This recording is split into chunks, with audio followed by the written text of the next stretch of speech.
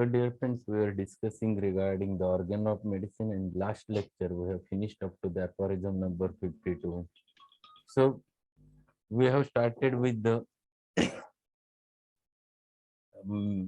aphorisms right from the 50, where where he has explained that it is necessary to give homeopathic remedy on the basis of nature's law of cure, and you can get the exact results. Patient goes into the happy-go-lucky operation, and patient comes out whenever the right remedy is given without any trouble in a gentle manner. And that's what he has explained in the aphorism number 51. And in the 52, he explains over there that the disease is um, if disease is not recovered after giving homeopathic remedy, and that homeopath blames homeopathy and gives the allopathic treatment to that patient, blaming homeopathy, then Hahnemann have strongly criticized him by giving name that these are nothing but the criminal treason against the divine homeopathy. And that's what we have learned in last lecture, and that is the last sentence of the 52 aphorism, that they are the criminal treason against the divine homeopathy. So this is what we have learned up till now. Let us go ahead with the next aphorism 53, where again he explains how the homeopathy is there. So aphorism 53, the true mild cure takes place only according to the homeopathic method, which as we have found from aphorism 7 to 25, by experience and deduction, is unquestionably the proper one, by which through the art the quickest, most certain, and most permanent cures are obtained. Since this healing art rests upon the eternal infallible law of nature. See what he says over there. He says over there, this is the only law which is infallible. The nature's law of cure and the law of similars, these are the laws which are infallible. If you come to the right simillimum, it will never fall. It will definitely and definitely work. It will definitely remove the natural disease if it has been used in proper potency and the proper remedy. So this is what he wants to explain. These are the true cures, and this Hahnemann have explained through his experience, and he has collected all those experiences from the different allopathic journals, not the homeopathic journals. In fact, there were no homeopathic journals at the time of Hahnemann. He was the first one who started with homeopathy. So whatever maybe the journals are there, they are journals from the allopathy, and those journals are the proofs with which Hahnemann explained. So from aphorism number 7 to 25, he has tried to explain this concept, the law of nature's law of cure, and gradually he has explained in 26th aphorism, and the probable explanation after the 26th aphorism onwards, he has explained the probable explanation how this homeopathic cure takes place. And to conclude by giving different proofs, in the 51, he explains this is the only infallible law which works with the help of happy-go-lucky operation. And now he is explaining the same thing. And then he explains in the next paragraph of the same aphorism, and that is more important. What he says over there, the pure homeopathic healing art is the only correct method, the one possible to human art. Every time the word which he has used is art, and this is really an art. It is not a science which can be materially utilized. It becomes very simple to utilize the material science because the things are very fixed. But when things are not material and they are dynamic, it is quite difficult, because ultimately what requires is the art of case taking, the art of diagnosis, art of therapeutic diagnosis, art of finding it out right simillimum, art of finding it out the right potency, because everything is dynamic. And that's why Hahnemann utilized these words again and again, that this is an art, not only the science.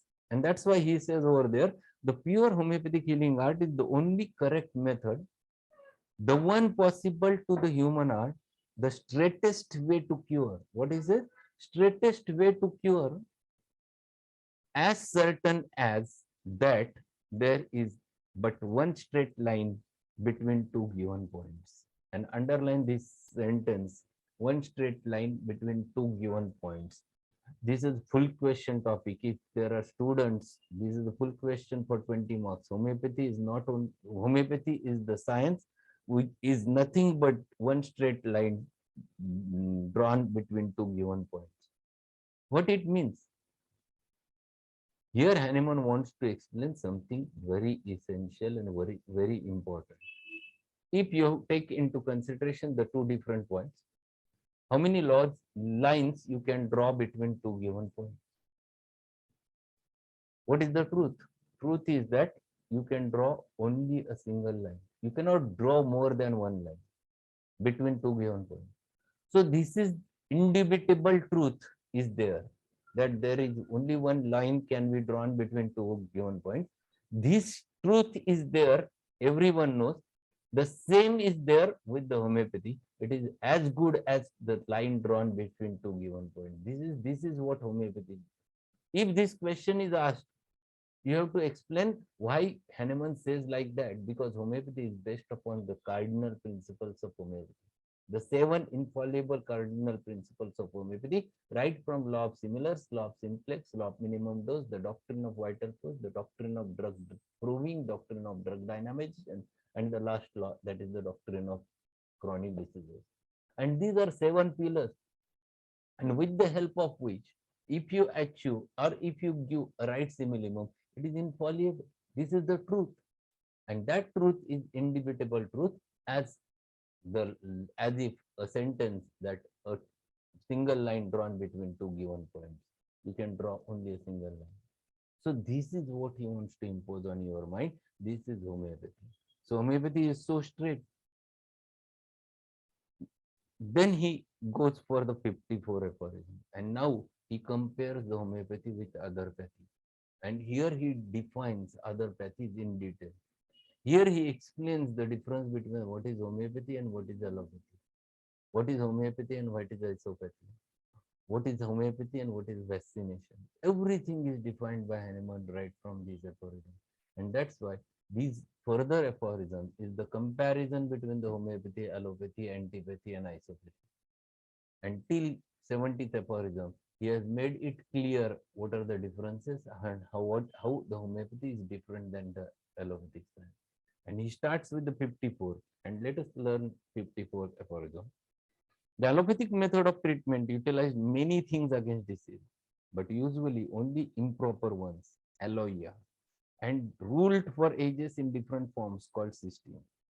Every one of these, following each other from time to time and differing greatly each from the other, honored itself with the name of rational medicine.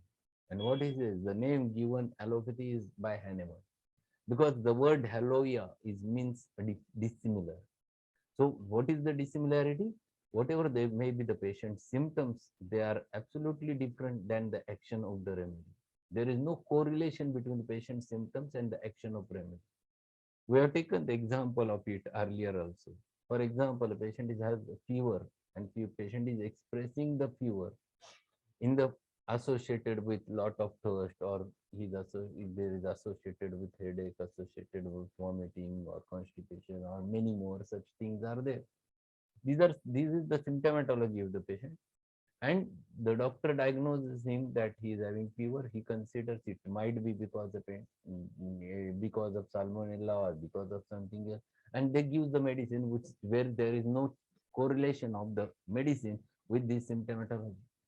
He gives some paracetamol. The paracetamol doesn't produce any relation with the symptomatology. Paracetamol used to produce diaphoresis, sweating, excessive sweating. So symptoms are different and medicinal action is different. There is no correlation, and that's why Hahnemann says it by the name of allopathy. Alloius means dissimilar.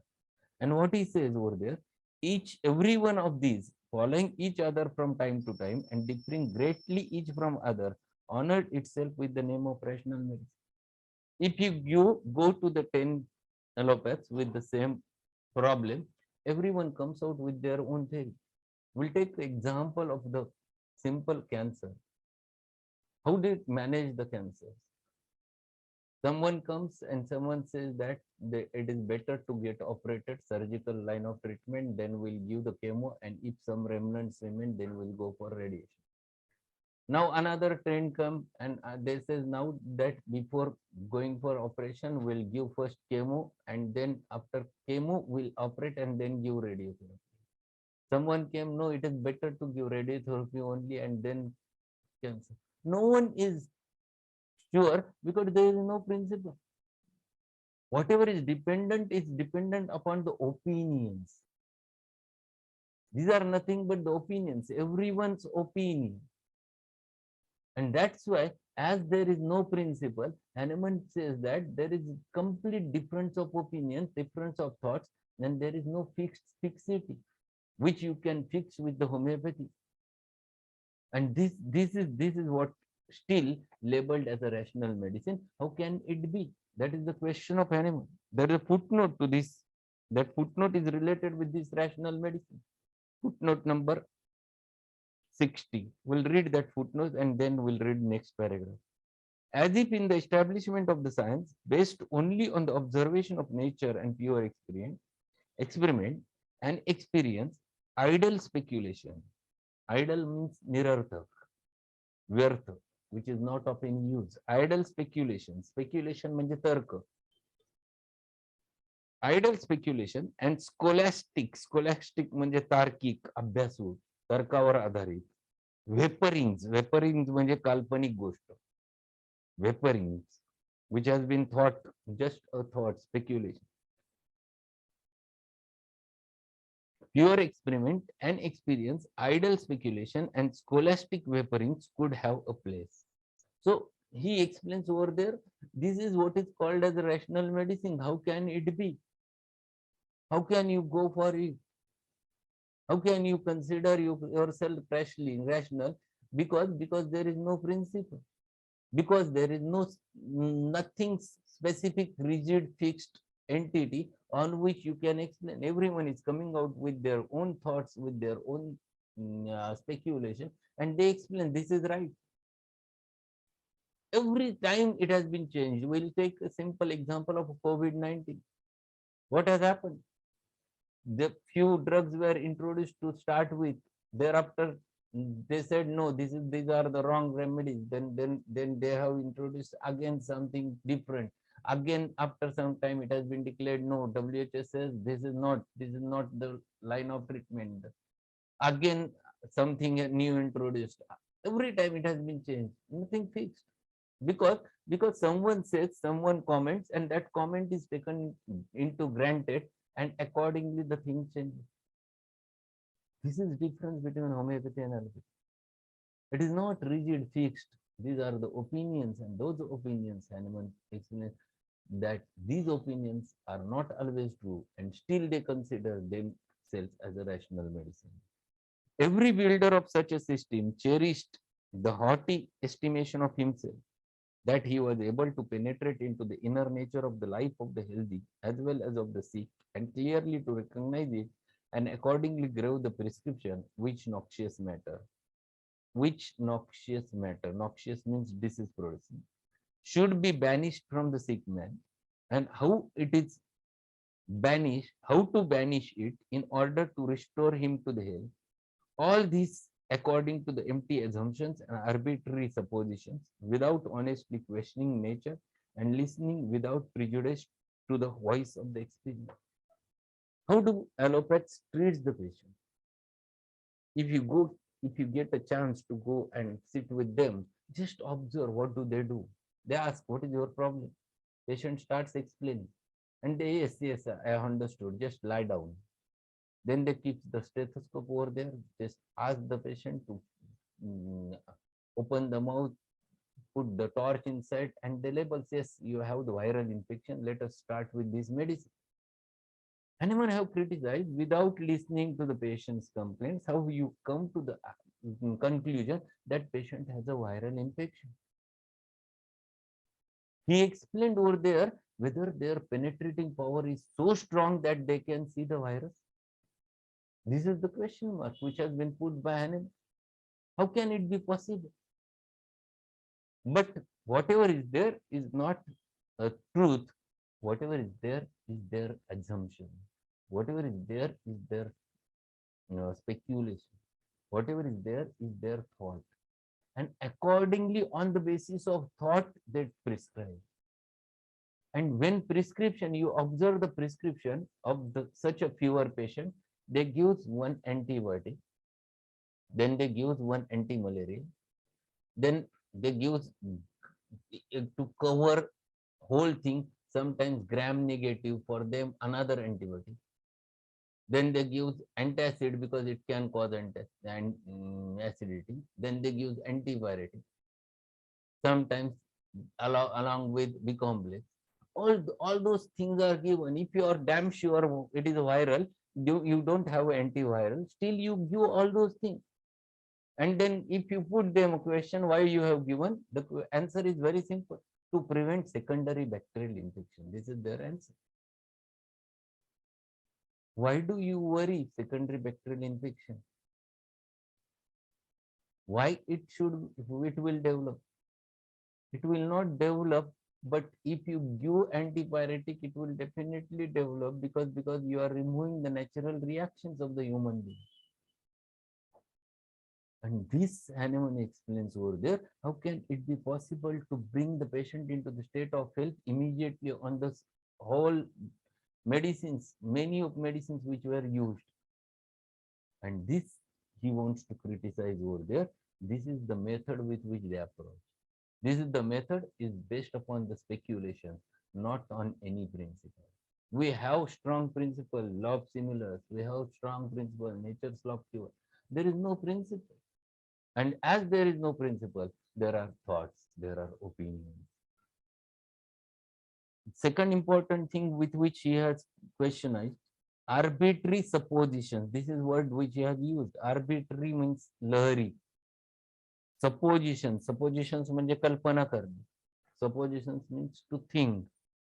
And what he says, without honestly questioning the nature.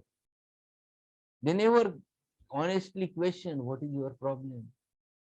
They never listens what is the voice with which patient is explaining, the tone of the patient's language. Not at all. That is not important for them. And listening without prejudice to the voice of experience. Always they are prejudiced. They immediately come to the conclusion because they consider they are too intellectual.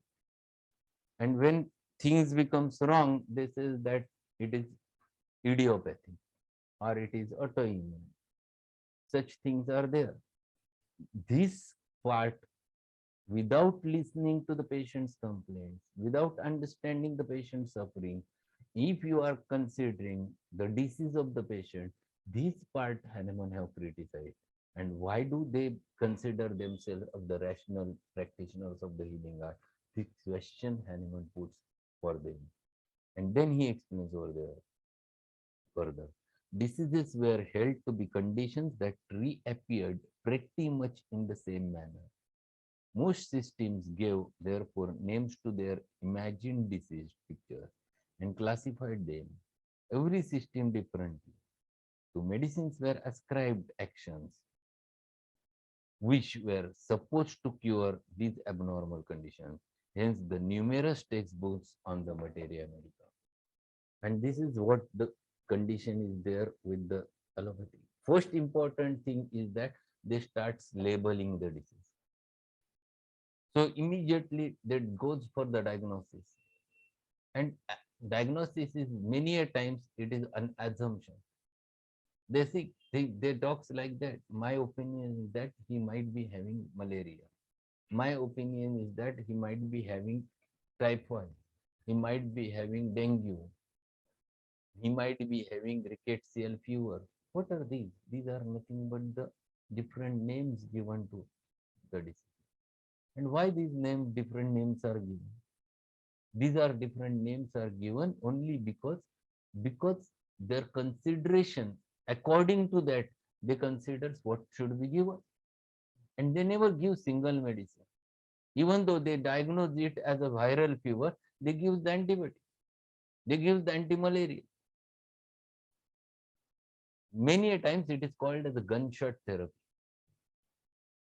Because they are not sure what it is, whatever thought is there in their mind is the speculation, and on the basis of which they tries to hit the disorder, and because of which there are many people who writes their line of treatment or modes of treatment, and that's why Hahnemann explains over there. Hence, the numerous textbooks on materia medica, which are varying in their details. And how do they introduce the medicines? The medicines were used on the animals, tried on the animals. Their actions are taken into consideration, the pathological action. Their blood levels, tissue level changes, cellular level changes are taken into consideration. And they consider similar reaction might happen in the human being, because human is also an animal. So they use it in a human being, and they start using it in a strong manner. Do you know that there were many drugs banned within a year? Because when it has been utilized, they found the wrong things which are developed because of it. If you would have read the obstetric books or gynec obstetric books, there was the introduction of one drug, that is thalidomide. Around 65-66, this drug was introduced as a drug for morning sickness. And it was used very strongly in the patient. Many patients, thalidomide was used to prevent the morning sickness. And this is the method with which it was introduced. And immediately next generation found many congenital anomalies developed. And immediately that drug was taken out. It is banned. This is how it works. There are many medicines which are banned, which we get in India. The nice nimesulide is not available only in India. Rest of the countries banned it because it causes directly a heart problems. But still it is sold in India. These are things because they have tried it on the animals and utilized in the human being, and then when they observed that it causes a lot of trouble, then immediately they withdraw from it. But there are many thoughts. Aspirin was introduced, and aspirin was used as a very good remedy for painkiller. Everyone was happy when aspirin was introduced. And what happened after starting the aspirin? Many people started getting hematemesis. Many people started getting the blood from rectum, PR bleeding. Then question aroused them why it has happened, and then they checked it again. And then what has happened? They stopped giving aspirin because it used to produce gastritis. At the same time, it produces platelet disintegration, and that's why there is a lot of hematemesis has happened. The blood coagulation got had a problem. And then the same molecule, they considered it will be better for heart attack, and they have used it in low doses in the patients of heart attack. On the speculation, they have not judged whether really it happens. It has been not checked. It is thought of one person that if it produces platelet disintegration, give it to the patient who used to get the myocardial cerebrovascular accident because of his skin. And they started using it, and people are taking it. And this has been going on since long time. And everyone is, after 35 years of age, everyone is consuming the aspirin. How this is introduced? Because someone said it has action, platelet disintegration, it will help. It will help without proving on the human being. It has been directly introduced. And such a thing Hahnemann tries to criticize. What Hahnemann wants to explain, that he wants to explain whatever is there, it should be proved first on the healthy human being, and then should be utilized in the diseased person. But this is not there. And still, they consider they are the rational practitioners of healing art.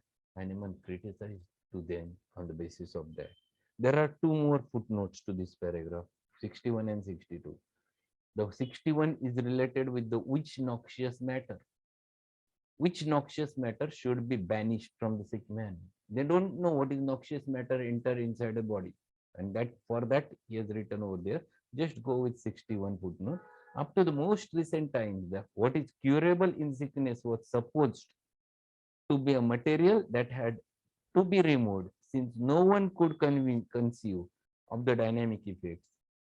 Aphorism 11 note of the morbific agencies, such as medicines exercise upon the life of the animal or organism.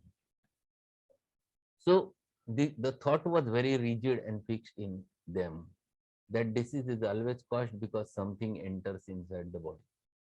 Without knowing what entered, but immediately they speculate the thought and immediately they start treating that, removing that by any means. The procedures were dangerous at the Hahnemannian time. They used to produce the vomiting, they used to give the diuretics, they used to give the purgatives, they used to take the cuts on the body, they used to do blood sucking by applying the leeches, and all those methods because everyone was considering that something has entered inside body that can be removed without knowing what noxious matter. So if you don't know what has entered inside body and still you tries to remove it, you don't know what you are removing. And this is what Hahnemann wants to criticize over there. And one more footnote which he explained over there in the footnote number 62, what he says. To feel the measure of self-infatuation. Infatuation म्हणजे मोह, भुरळ, आसक्ती. To feel the measure of self-infatuation to overflowing here were mixed very learnedly, constantly, more.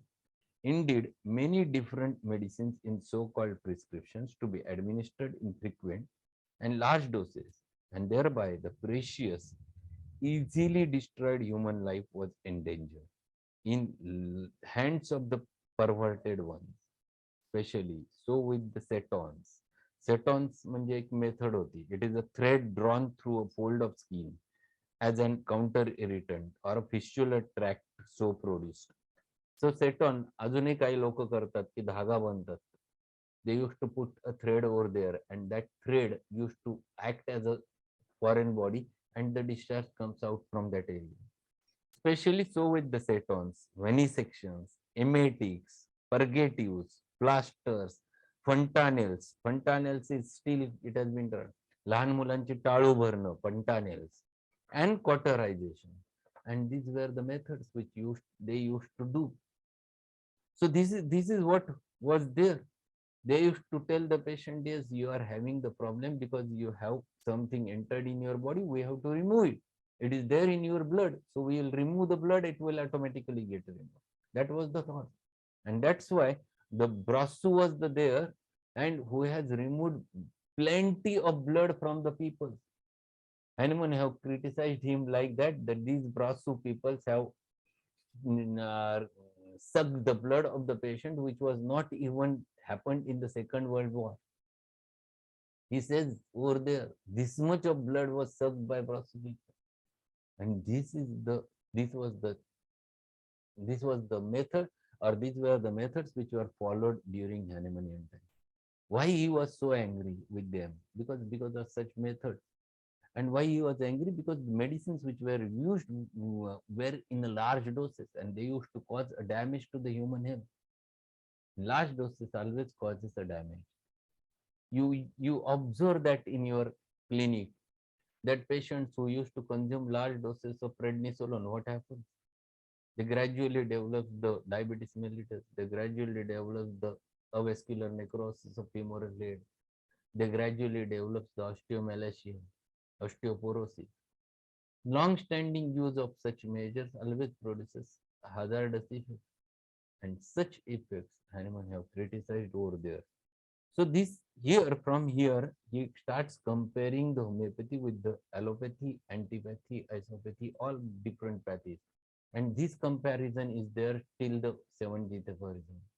And whatever he has written is nothing but the truth. So this truth he wants to explain in front of you. These were the methods followed during Hahnemannian time, and these were the methods still practiced in India under different names. And this he wants to criticize. So These are the many things which happens in the our surrounding, in your surrounding. You just keep your eyes open and just observe what he says is the truth. So Hahnemann was very clear regarding his thoughts, and when he criticized, he criticized by understanding the things clearly. So we'll stop over here. We'll continue with it tomorrow, and we have to finish up to 70th very fast, because these are the things which you can read and understand. So we'll not spend so much of time on those aphorisms, because from 71 onwards we have to learn practically. Any query? We have 3 minutes in our hand.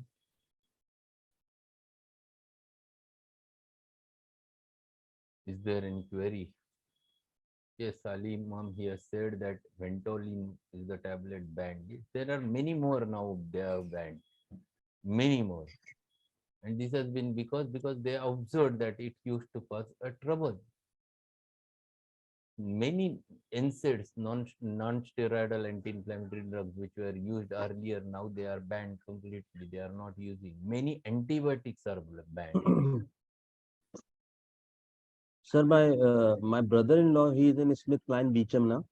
So he told me that there's a Smith Klein Beecham. Beecham is a company, pharmaceutical company. और उन्होंने sir India में बहुत बड़ी factory बना ली थी उसकी, और बाद में पता ये चला कि उसमें वो कैंसर के कुछ एलिमेंट्स आए, तो उन्होंने सारी दुनिया से पुल आउट कर लिया, वो पूरी फैक्ट्री उनको बंद करनी पड़ी। और एक इसके लिए एसिडिटी के लिए उनकी एक टैबलेट थी स्मिथ क्लाइन की, जो कि उन्होंने उसको भी बैन कर दिया क्योंकि बाद में उसमें भी कुछ कैंसरस चीजें आई थी। So this happens off and on, because those are the medicines which are not used in minimum doses, but they are used in larger doses. And whenever you use the larger doses, it used to produce harm. So these are the sir things. विनका minor patient, sorry sir विनका minor patient जिसके sir पे काफी ज्यादा वो eczema था sir, वो अब Canada जा रहा है एक्चुअली वो लड़का ना। तो आपने मुझे लास्ट टाइम मेरी आपसे बात हुई थी, आपने कहा था अली उसको 30 में अभी 5 डेज कराना और फिर देखना। तो आज वो मेरे पास आया था, तो उसके ना सर सिर्फ ड्राई बड़े बड़े ना क्रस्ट होते हैं ना, ड्राई क्रस्ट बिल्कुल वो है उसके सर के ऊपर, और सामने का जो बाउंड्री थी वो अब कुछ बेहतर हुई है उसकी, जो लास्ट टाइम बहुत ही हॉरिबल उसकी तस्वीर थी, मैंने भेजी भी थी। तो आपने कहा था कि अब उसकी शायद पोटेंसी आप उसको थोड़ा सा बढ़ाएंगे। तो उसके sir itching in and out होती है, और उसके जो है वो बिल्कुल ड्राई है सर उसमें बालों में। Okay. There is no discharge from the ear crust, no? No sir, no discharge sir, सिर्फ ड्राई क्रस्ट है सर, बड़े बड़े ना उसके वो Dry crust होंगे तो you go on increasing little bit potency again. Instead of 30, you can go for 200 now. And only give right 3 sir, more doses. Don't repeat it so much now in 200. All right sir, Okay. So we'll conclude. Right sir, thank you sir. We'll meet tomorrow again. Thank you being there, everyone. Thank you, sir. Thanks a lot.